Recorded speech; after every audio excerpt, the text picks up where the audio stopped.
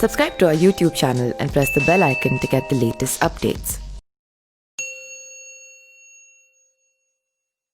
सचिन पायलट के स्वर्गीय पिता राजेश पायलट ने कांग्रेस में रहते हुए एक बार कहा था कि पार्टी में जवाबदेही नहीं रही, पारदर्शिता नहीं रही और कुर्सी को सलाम किया जाने लगा।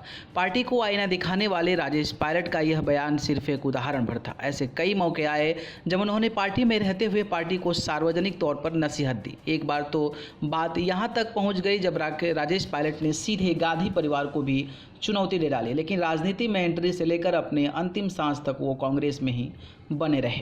1945 में जन्मे राजेश पायलट ने करियर के तौर पर भारतीय वायुसेना को चुना। करीब 13 साल उन्होंने सेना की सेवा की और इसके बाद इस्तीफा देकर राजनीति में आने का मन बना लिया। राजेश पायलट की एंट्री सीधे गांधी परिवार के जरिए ही राजनीति में हुई और 1980 में उन्होंने राजस्थान की भरतपुर लोकसभा सीट से चुनाव जीता। पायलट होने के नाते उनकी नज़दीकियां संजय गांधी से काफ़ी ज़्यादा थी। हालांकि बाद में वो राजीव गांधी के भी करीबी रहे और चुनाव जीतते रहे, केंद्र की सत्ता में अपनी भूमिका निभाते रहे।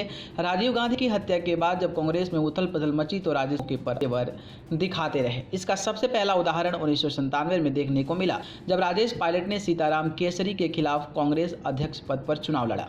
कांग्रेस के अध्यक्ष पद पर चुनाव होना अपने आप में अनोखी घटना थी। हालांकि पायलट इसमें सफल नहीं हो पाए और सीताराम केसरी ने अपने दोनों प्रतिद्वंदी शरद पवार और राजेश पायलट को हरा दिया। ये वो वक्त था जब कांग्रेस बिना गांधी परिवार के नेतृत्व के चल रही थी और लगभग बिखरती हुई नजर आ रही थी।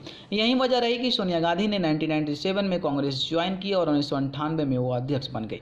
1999 में सोनिया गांधी ने कर्नाटक की बेल्लारी और यूपी की अमेठी सीट से चुनाव जीता। सोनिया के पीएम बनने की चर्चा के बीच शरद पवार, पीएस संगमा और तारिक अनवर जैसे बड़े नेता कांग्रेस से अलग हो गए।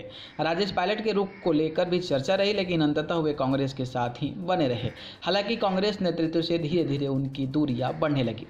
नवंबर 2000 में जब बागी नेता जितेंद्र प्रसाद ने कांग्रेस अध्यक्ष पद पर सोनिया गांधी के खिलाफ चुनाव लड़ा तो राजेश पायलट ने जितेंद्र प्रसाद का साथ दिया। इस बीच 11 जून 2000 को एक सड़क दुर्घटना में राजेश पायलट की मौत भी हो गई और दूसरी तरफ जितेंद्र प्रसाद चुनाव हार गए और सोनिया गांधी लगातार कांग्रेस अध्यक्ष पद पर बनी रही।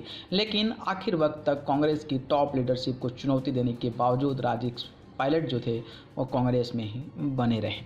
अब ये खबरें इसलिए बताई जा रही है क्योंकि सचिन पायलट जिस तरीके से कांग्रेस से बगावत के मूड में सीधे तौर पर नज़र आ रहे हैं और अब देखते हैं कि क्या सचिन पायलट जो है कांग्रेस से इस्तीफा देते हैं या फिर बीजेपी में शामिल हो जाते हैं।